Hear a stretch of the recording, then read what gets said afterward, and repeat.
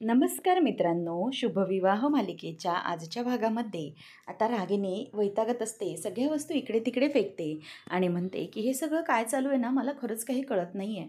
म्हणजे हे सगळं काय करतंय तेच कळत नाही आहे. हा अभिजित कसं काय आणि त्याने हे सगळे गोष्टी मॅनेज कसं केल्या, ह्याला सगळं लक्षात कसं आहे, हे माहीत कसं आहे त्याला. असं सगळं ती बोलत असताना तिथे अभिजित येतो आणि म्हणतो की आई, अगं तू असं का करतेस, काय चाललं आहे तुझं, तू माझ्याबरोबर अशी का वागते. तेव्हा मग रागिनी त्याच्याकडे बघत राहते आणि म्हणते की अरे असं का बोलतोयस तू. तेव्हा मग तो म्हणतो की हे बघ आई, तुझा माझ्यावर विश्वास का नाही आहे, मी तुझा मुलगा आहे म्हणून. अगं इतके सगळे पुरावे देऊन पण तू माझ्यावर विश्वास का बरं ठेवत नाही आहेस. तेव्हा रागिनी म्हणते की हे बघ, तू तोताया आहेस आणि म्हणूनच माझा तुझ्यावर विश्वास नाही आहे. तेव्हा तो म्हणतो की आतापर्यंत मी खरंच तुला खूपदा सांगितलं की तू माझा मुलगा आहे, मी तुझा मुलगा आहे, परंतु तू हे सगळं विश्वास ठेवायला तयार नाही ना. ठीक आहे, जाऊ देत, हरकत नाही. मी अशा गोष्टी तुझ्यासमोर आणून ठेवेन ना की तुला एक दिवस ना विश्वास ठेवावाच लागणार की मी तुझा मुलगा आहे म्हणून. तेव्हा ती रागानेच बघत असते आणि तो म्हणतो, मी इतक्या सगळ्या गोष्टी प्रूव्ह करूनही मी चोर नाही आहे असं तू मला कसं बोललीस का. म्हणजे तू माझ्यावर चोरीचा आळ टाकलास तरी कसा. आणि मी ती चैन परत केली होती आकाशला म्हणून बरं, नाहीतर तू माझ्यावर चोरच ठरून मोकळी झालेलीस. जाऊ दे, तुझा विश्वास बसत नाही ना, तुझा विश्वास बसेल तेव्हा बसेल, परंतु आता मी अजिबातच तुझं कुठलीही गोष्ट ऐकणार नाही. आता तो जात असतो आणि जात असताना तो काहीतरी बोलायला थांबतो आणि तो म्हणतो की आई, तुला एक गोष्ट माहिती आहे का. तेव्हा ती म्हणते की जात होतास ना आता, मग जाता जाता थांबलास तरी कशाला, जा ना. तेव्हा अभिजित म्हणतो की हे बघ, मी तुला एकच सांगेन, जाता जाता एकच गोष्ट तुझ्या कानावर घालेन की हे जे काही तुझं वागणं आहे ना, ते खरंच खूप चुकीचं आहे. तू हे जे काही करतेस त्यावरून मला एकच गोष्ट लक्षात येते, ते म्हणजे तू मुद्दाम करतेस. खरं तर मी कितीही काही झालं ना तरीही तुझ्या बाबतीत चुकलेलो आहे हे मला माहिती आहे. आत्तापर्यंत मी सगळ्या गोष्टी विसरत होतो, परंतु आता नाही विसरणार. तुला मी दसऱ्यापर्यंतची वेळ देतो आहे. जे काही तू केलं आहेस ना ते तुझ्या स्वतःच्या तोंडाने कबूल कर सगळ्यांसमोर, नाहीतर मग ते सगळ्यांना सांगायला मी कमी करणार नाही. माझ्या अपघाताच्या वेळेचं जे काही रहस्य आहे ना, ते मला अगदी व्यवस्थितपणे स्वच्छ आठवतं आहे. त्यामुळे तू एकच गोष्ट लक्षात ठेव. तेव्हा आता रागिनी घाबरते आणि पाणी पिऊन तिच्या माणसाला फोन लावून म्हणते, एक काम करायचं आहे, अभिजित पटवर्धन आहे ना, अभिजित पटवर्धन त्याची तिरडी बांधायला घ्यायची आहे, त्याचं श्राद्ध घालायचं आहे, त्याची तयारी करा. आता रागिनी असं बोलते आणि गालातल्या गालातच हसते. आणि त्याचप्रमाणे तिचा आता एक माणूस असतो, त्याचाही फोन येत असतो आणि त्याचा फोन येऊन तो सांगतो की मॅडम, तुम्हाला कालपासून फोन करतोय. अभिजित पटवर्धन आहे ना, तो त्या आश्रमामध्ये राहतच नव्हता, असायलममध्ये तुम्ही म्हणताय तिथे, त्याची एंट्रीच नाही रजिस्टरमध्ये. हे ऐकून रागिनी खूपच खुश होते, कारण मोठा पुरावा लागतो. त्याच वेळेला आता इथे अभिजित आणि आकाश बसलेले असताना अभिजितला आकाश म्हणतो, बरं झालं आलास, ये. अरे हे जे काही फाईल आहे ना, ही तुला द्यायची होती मला, कारण ना आपल्या ह्या ज्या काही 2-3 फाईल्स आहेत त्याचे स्टडी करून घे. जर काही अडलं तर तू मला विचार. आणि तू पुन्हा एकदा ऑफिस जॉईन करतोयस, तुझी सिनियर क्लर्कची जुनी पोझिशन होती ना, ती पोझिशन मी तुला परत देतो आहे. हे ऐकल्यावर आता अभिजित खूपच खुश होतो आणि म्हणतो की आकाश, अरे हे काय. तेव्हा तो म्हणतो की हो, पुन्हा सगळं तुझं पूर्वीचं तुला परत द्यायचं आहे, त्यासाठी मी हे सगळं बोलतो आहे, म्हणून नको काळजी करूस अभिजित, आता तुला तुझं पहिलीची गोष्ट परत मिळणार आहे. त्यावेळेला अभिजित म्हणायला लागतो की खरंच आकाश, मला माझे ना पूर्वीचे दिवस परत आल्यासारखं वाटलं आहे, सगळ्या गोष्टी परत होतील. आता ना मी मला सगळ्याला व्यवस्थित संधी देणार आहे, सगळं नीट प्रूव्ह करणार आहे मी. मला खरंच खूप आनंद झाला आहे, माझी पहिल्याची पोझिशन मला परत मिळते हे बघून खरंच खूप खूप आनंद झाला आहे मला. पण हे सगळं नीट बघावं लागेल, आता मला खूप गॅप पडला आहे ना. तेव्हा आता लगेच त्याला अथर्व म्हणतो की दादा, तू नको काळजी करूस, आम्ही सगळे आहोत ना तुझ्यासोबत. अरे तसंही जेव्हा मी स्टार्ट केलं होतं तेव्हा तू मला खूप गाईड केलं होतंस, तसंच आत्ताही मी तुला काही सांगायला तयार आहे, घाबरू नकोस. तेव्हा पौर्णिमा हे सगळं बघत असते आणि तिला आठवतं अभिजितचं बोलणं, की अभिजितने सांगितलेलं होतं, अगं आता आम्ही हे सगळं सुरुवातीला मुद्दाम करतोय, आकाश आणि भूमी यांचं मन जिंकण्याचा प्रयत्न. तेव्हा पौर्णिमा मनातच खुश होऊन म्हणते की अरे वा, खरंच खूप यांचा डाव मला आवडला. हळूहळू करून त्यांच्याशी गोड गोड बोलून आपलं सगळं करून घेत आहेत आणि त्यानंतर मग स्वतःची जागा दाखवणार असते. बरं झालं असं म्हणून ती आता खूप खुश होत असते. त्यावेळेला मग आता रागिनी पुन्हा येते आणि त्या फाईल्स अभिजितच्या हातातून काढून घेते आणि म्हणते की त्या फाईल्स दे इथे, आणि आकाश याला ऑफिसला अजिबात जॉईन करून घेऊ नकोस, मी आताच सांगते तुला. त्यावेळेला मग आता आकाश म्हणायला लागतो, "आत्या अगं काय करतेस तू हे? कशाला?" तेव्हा ती म्हणते की "अरे हा नाही अभिजित." भूमी म्हणते, "आत्या आता नाही, हे खूपच झालं." नाही म्हणजे खूप झालं, कारण किती वेळ ते स्वतःला सिद्ध करणार. त्यांनी योग्य त्या गोष्टी सांगून त्यानं स्वतःचं सिद्ध केलं अभिजित असणं. मग का असं वागताय तुम्ही? तेव्हा मग आता भूमी म्हणते की "मला बरोबर नाही वाटत आहे इतकं प्रत्येक वेळेला त्यांच्यावर संशय घेणं." त्याच वेळेला मग ती म्हणते की "आकाश चल, मी तुला दाखवते." आता जिथे अभिजित ॲडमिट होता त्या हॉस्पिटलमध्ये ती आणते आणि म्हणते की "बघ, याच्यामध्ये ना अभिजितचं नावच नाही आहे. जर मग अभिजितचं इथे नाव नाही आहे, तर मग नक्की काय करायचं आहे आपण? हा खोटा आहे जो अभिजित आपल्याकडे राहतोय. आपला अभिजित कधीच गेला आहे." तेव्हा आकाश रजिस्टर बघून म्हणतो की "आत्या, तुम्ही खरीच रजिस्टर बघितलंस हे?" तेव्हा ती म्हणते की "हो, मी बघितलं आणि मगच तुला मी बोलते." तेव्हा मग आता आकाश तिला रजिस्टर दाखवतो. त्यात अभिजित पटवर्धन शेवटची एंट्री असते. त्यावेळेला मग आता रागिनीला असं ओव्हरटेक करताना भूमीला फ्लॅशबॅक आठवतं की डॉक्टरांकडे, म्हणजे जे हॉस्पिटलचे डॉक्टर, मेन डॉक्टर असतात, त्यांना जाऊन भूमी आणि गायकवाड सर भेटलेले असतात. आणि गायकवाड सरला ते म्हणतात की "हे सगळं असं करणं म्हणजे आम्ही फसवणं आहे, हे लीगली हा कायदेशीर गुन्हा आहे." तेव्हा गायकवाड म्हणतात की "हो, आम्हाला कळतं आहे, आम्ही तुम्हाला खोटं बोलायला सांगतो आहे तुमच्या हॉस्पिटलच्या नियमांमध्ये, परंतु एखाद्या गुन्हेगाराला ट्रॅप करण्यासाठी हे खरंच खूप महत्त्वाचं आहे आणि म्हणूनच आम्ही त्या गुन्हेगाराला ट्रॅप करण्यासाठी तुम्हाला हे खोटं बोलावं लागतं आहे. त्याच्यामागे दुसरं खरंच असं कोणतंही कारण नाही आहे." असं ते बोलून दाखवत असतात. त्याच वेळेला भूमी तोच विचार करते की नक्की करायचं तरी काय? त्यावेळेला ते डॉक्टर म्हणत असतात की "हे बघा, मला तरी एकच गोष्ट लक्षात येते, ते म्हणजे की तुम्ही हे सगळं करायला सांगताय आणि कदाचित तुम्ही पोलीस आहात, तर तुम्हाला मी कॉपरेट नक्कीच करू शकतो. परंतु हे सगळं करत असताना मी लीगल गोष्टी तपासेन पहिले आणि नंतरच मग मला हे सगळं करावं लागेल." तेव्हा आता गायकवाड सर आणि भूमी रिक्वेस्ट करतात की "हो सर, प्लीज, पण तुम्ही आमच्या बाजूने एकदा विचार करा, म्हणजे आम्ही जे काही बोलण्याचा विचार करतोय त्याच्यावरून." नंतर मग ते सगळं भूमीला आठवतं आणि रागिनी तिथे रिसेप्शनवर विचारते की "हे काय आहे? जेव्हा मी आले होते तेव्हा हे अभिजित पटवर्धन असं नाव नव्हतं आणि आत्ता कसं आलं अचानक? तुम्ही याच्यात काही फेरबदल केलेत का?" त्यावेळेला मग आता डॉक्टर आलेले असतात आणि म्हणतात की "काय गोंधळ चालू आहे तो?" तेव्हा लगेच आकाश म्हणतो की "या रजिस्टरवर अभिजित पटवर्धन, म्हणजे तुमच्याकडे अभिजित पटवर्धन होते का?" तेव्हा मग तो म्हणतो की "हो, अभिजित पटवर्धन आमच्याकडे ट्रीटमेंटसाठी होते. शिवाय त्यांनी ट्रीटमेंटही व्यवस्थितपणे केलेली आहे आणि त्यांच्या मेंदूवरती मार लागला होता आणि त्यांचं सर्जरी झाली होती फार मोठी, ब्रेन सर्जरी. नंतर ते कोमामध्ये गेले आणि ते कोमामधून हळूहळू बरे पण झाले होते आणि माझी त्यांना अगदी व्यवस्थित ट्रीटमेंट सुरू होती. आणि अशातच त्यांनी एक काम केलं, ते म्हणजे ते बाहेर निघून गेले. बाहेर म्हणायचं म्हटलं की ते इथून पळून गेले आणि आम्ही त्यांना शोधण्याचा खूप प्रयत्न करत आहोत आणि तशी आम्ही रीतसर कंप्लेंट FIR ही नोंदवलेली आहे."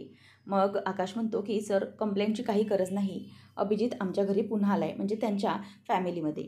तेव्हा डॉक्टर म्हणतात की "ग्रेट. मग ते व्यवस्थित असतील तर रिसेप्शनिस्टला सांगतो एक काम करायचं. ती FIR आहे ना, ती पोलिसांमध्ये कळवा की मागे घ्या म्हणून, आणि तो अभिजित पटवर्धन परत घरी गेला आहे. त्यामुळे काहीच काळजीचं कारण नाही आहे." "ठीक आहे." असं म्हणून आता डॉक्टरही व्यवस्थितपणे सांगतात की अभिजित पटवर्धन हा व्यवस्थित गेला आहे तर हरकत नाही आणि त्या पेशंटने अगदी व्यवस्थितपणे कव्हर केले. त्याला खरंच त्याच्या फॅमिलीची गरज होती, परंतु ते नाही झालं, पण ते आता व्यवस्थित आहेत, त्यातच धन्य आहे मी. रागिनी गोंधळ करते आणि म्हणते की "नाही नाही, मला ना खोटं वाटतंय." रागिनी आता डॉक्टरांना आणि रिसेप्शनिस्टांना म्हणायला लागते की "तुम्ही ना खोटं बोलताय, खोटं." आकाश म्हणतो की "आत्या, अगं प्रत्येक व्यक्तींना सगळ्या ठिकाणी तू असं खोटं नाही ठरवू शकत गं अभिजितसाठी. अगं तो अभिजितच आहे, आता हे पुन्हा एकदा सिद्ध झालं आहे." आणि मग भूमी खूप गालातच हसत असते, कारण तिने पुन्हा एकदा रागिनीला चांगलीच मात दिलेली असते आणि त्यामुळे रागिनी हे सगळं बोलत असताना विचार करते की आता काय करायचं आहे काय मी? प्रत्येक वेळेला प्रत्येक ठिकाणी हा अभिजित मला मात देतोय, पण मी ह्याला स्वीकारत नाही आहे. याचं कारण मला सगळे विचारत आहेत, परंतु याचं कारण काय आहे हे मला चांगलंच माहिती आहे ना, त्यामुळे मी कोणाला काहीच सांगू शकत नाही आहे. मीच त्याचा अपघात नाही तर मृत्यू घडवून आणला आहे, हे सगळं कोणाला कसं सांगू ना मी? म्हणूनच तर माझा विश्वास नाही बसत की माझ्या हाताने मी त्याला मारलं होतं. तेव्हा मग तिला पुन्हा आठवतं की अभिजितला तिने कसं मारलं होतं. मग त्यानंतर ती विचार करते की नाही, नक्कीच काहीतरी आहे जे मला हे सांगण्याचा प्रयत्न करत नाही आहेत. माझ्यापासून काहीतरी लपवत आहेत. काय लपवत आहेत हे? असा विचार आता रागिनीच्या डोक्यामध्ये येत असतो आणि अभिजितने तिला सांगितलेलं की अपघाताचं जे रहस्य आहे ना, ते मला चांगलंच माहिती आहे. त्यामुळे जर तुला हे सगळ्यातून वाचायचं असेल तर मात्र तुला काहीही करता येणार नाही. तुला याच्यामधून वाचता येणारच नाही, कारण ते रहस्य दसऱ्याच्या आधी सांग. तेव्हा मग रागिनी विचार करते की नक्की हा मला धमकी देत होता की काय बोलत होता. अपघाताच्या आधी रहस्य सांग म्हणजे हा मला नक्की काय सांगण्याचा प्रयत्न करत होता. रागिनीला तर खूप तिथे टेन्शन यायला लागतं, काय करू आणि काय नाही. नंतर आता अभिजित हा रात्रीचा झोपलेला असतो आणि पौर्णिमाचीही तिथे गाढ झोप लागलेली असते. तेवढ्यातच तो मध्येच उठतो पौर्णिमाच्या झोपेची वाट पाहून आणि उठून पुन्हा त्याचं कपाट उघडायला जातो आणि विचार करतो की आता हीच ती वेळ आहे सगळं काही शोधण्याची. अभिजितचा फोन तर तिला सापडलेला होता. आता अभिजितचा फोन सापडल्यानंतर तो मोबाईल स्विच ऑफ होता. आता त्या चार्जिंगची खूप त्याला गरज असते. म्हणूनच आता अभिजित कपाट उघडतो आणि कपाटातला जो मोबाईल असतो तो मोबाईल घेत असतो आणि विचार करतो की आता हीच ती वेळ आहे. पौर्णिमाची गाढ झोप लागली आहे आणि पौर्णिमा झोपली आहे त्यामुळे मला हे माझं काम करून घेता येईल. काही झालं तरी लवकरात लवकर मला या सगळ्या गोष्टी करता येतील. आता मनातल्या मनातच तो खूपच खुश होत असतो आणि म्हणतो की चला लवकरच या सगळ्या गोष्टी मला पार पाडता येतील. आणि मग अभिजित त्याचा फोन घेतो आणि मागे वळून बघत असतो आणि मागे वळून बघत असताना तो बघतो की तिचं लक्ष आहे की नाही, पौर्णिमा बघते की नाही, या सगळ्याकडे त्याची आता नजर असते. नंतर मग आता अभिजित म्हणतो की पॉवर बँकला फोन लावतो तोपर्यंत चार्ज होईल. मग तो फोन चार्जला लावून काही मोबाईलमधल्या गोष्टी या बघायला लागतो. रागिनी आता तिच्या रूममध्येच फेऱ्या मारत असताना तिथे भूमी जाते आणि भूमी तिथे गेल्यावर रागिनी म्हणते की काय. तेव्हा भूमी म्हणते की काय झालं आत्या, अहो तुमचा चेहरा असा का पडला आहे. त्यावेळेला आता रागिनी तिच्याकडे बघतच राहत असते. रागिनी म्हणते की काय काम आहे. ती म्हणते की मला माहीत होतं की अहो तुम्हाला ना आता रात्रीची झोप नाही लागणार, तुम्ही तोच विचार करत राहणार मला माहिती आहे. कारण ना मला पण तेच विचार येत आहेत सारखे डोक्यात की तुम्ही असं का वागताय. म्हणजे तुम्ही अभिजितला असं पाठवायला का बघत नाही आहे. म्हणजे अभिजितला तुम्ही स्वतः एक्सेप्ट का करत नाही आहे ते मला लक्षात येत नाही आहे. त्यावेळेला मग रागिनी गपचूपच असते. ती म्हणते की तुझ्याशी काय घेणं देणं. तेव्हा भूमी म्हणते की हो घेणं देणं आहे. तुम्ही एक्सेप्ट करत नाही आहे ना याच्यामागे नक्कीच काहीतरी असं कारस्थान आहे जे तुम्ही घडवून आणलं आहे. त्यामुळे तुम्ही विश्वास नाही ठेवत आहे. आम्ही सगळेजण इतर लोक विश्वास ठेवतो आहे की अभिजित हे सगळं करू शकत नाही. अभिजितच आहेत ते सगळे. परंतु तुम्ही मात्र हे ऐकायलाच तयार नाही. याचा अर्थ असं काहीतरी नाही जे तुम्हाला खातं आहे. म्हणजे हा तुमचा अभिजित नसू शकतो. असं काहीतरी तुम्ही घडवून आणलेलं दिसतंय. तेव्हा मग रागिनी तिच्याकडे बघते आणि म्हणते की तुला काय बडबडायचं आहे ते तुलाच कळतं आहे का. तेव्हा ती म्हणते की हो मला सगळं कळतं आहे, सगळ्या गोष्टी समजत आहेत मला. तुम्ही जे काही घडवून आणलं आहे ना ते सगळं मला चांगलंच कळतं आहे. मुद्दाम केलंत ना तुम्ही हे सगळं, मला माहिती आहे. माझ्या ह्या सगळ्या गोष्टींमध्ये तुम्हीच कारणीभूत आहात. माझ्या जन्मजात्या मुलीला तुम्ही किडनॅप केलं होतं आणि त्यानंतर आमचा अपघात तुम्ही घडवून आणला होता आणि त्यानंतर आता जे काही घडतं आहे संकर्षणच्या बाबतीत तेही देखील तुम्ही म्हणजेच कोलतेला मारण्याचं प्रकरणही तुम्हीच घडवून आणलं आहे हे मला चांगलंच माहिती आहे. रागिनी म्हणते की एक मिनिट, जगातली सगळी जगभरातली प्रकरणं तू माझ्यावरच शेकवणार आहेस का. तेव्हा भूमी म्हणते की जगातली प्रकरणं नाही शिकवणार आहे, परंतु माझ्या बाबतीत जे काही घडवलं आहे ना ते मात्र तुम्हीच केलं आहे हे मला माहिती आहे, चांगलं माहिती आहे. त्यामुळे उगीचच ना हा साळसूदपणाचा आव वगैरे आणू नका. मला समजतंय हे जे काही वागताय ना ते मुद्दाम वागताय आणि हो तुम्ही हे जे काही करताय त्याच्यामागे तुमचं सगळं कारस्थान आहे. या सगळ्या गोष्टी आता तरी मी सिद्ध करत नाही, पोचली आहे, खूप जवळ पोचली आहे त्या सगळ्याच्या. लवकरात लवकर ते सगळं सिद्ध करणारच आहे मी सगळ्यांसमोर. तोपर्यंत तुमची ही झोप अशीच उडत राहणार आहे मला माहिती आहे. तुम्हाला काय आता झोपा लागणार नाहीत, कारण तुम्हाला कळतं आहे की तुमचा काळ तुमच्यासमोर येऊन उभा राहिलेला आहे. त्यामुळे किती काय झालं तरीही तो तुमच्यासमोर येणार आणि तुम्हाला दंश म्हणजे करणारच. आणि कसं आहे ना, मी तुम्हाला चांगलीच ओळखते. जेव्हा लग्न होऊन इथे आले आणि आकाशची तशी परिस्थिती होती, त्यावेळेला मला काहीतरी सुधारायचं नाही. परंतु तुम्ही जे रोज मला धक्क्यावर धक्के द्यायचात ना, त्यावरून मला सवय झाली होती तुमच्या त्या वागण्याची. आणि तुम्ही हे जे काही वागताय, त्याची सवय चांगलीच झाली आहे मला. तेव्हा ती म्हणते की "हे भूमी, तू काय मला अशी मागून डसणार आहेस का?" ती म्हणते की "नाही, मागून दंश नाही करणार तुमच्यासारखी. हे तुमचं काम असतं. नागिनीसारखं गुपचूप दंश करणं. मी वागीन आणि मी डरकाळी फोडते आणि जे काही प्रसंग घडणार आहेत त्याच्याबद्दल अगोदर सावध करते. आले लक्षात.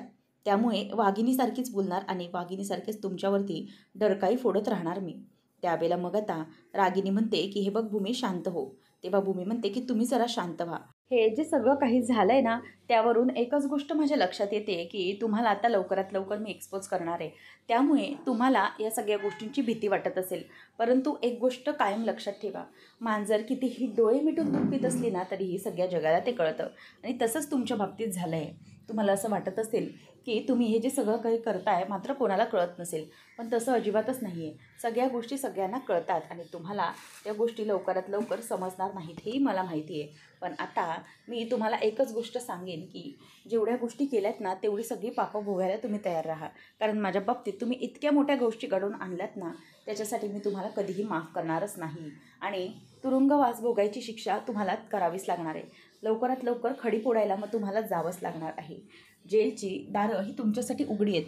फक्त थोडा काळ जाऊ दे, सगळं काही समोर येणार म्हणजे येणार. मी खूप जवळ पोचले असं भूमी तिला आता अगदी व्यवस्थितपणे सांगते.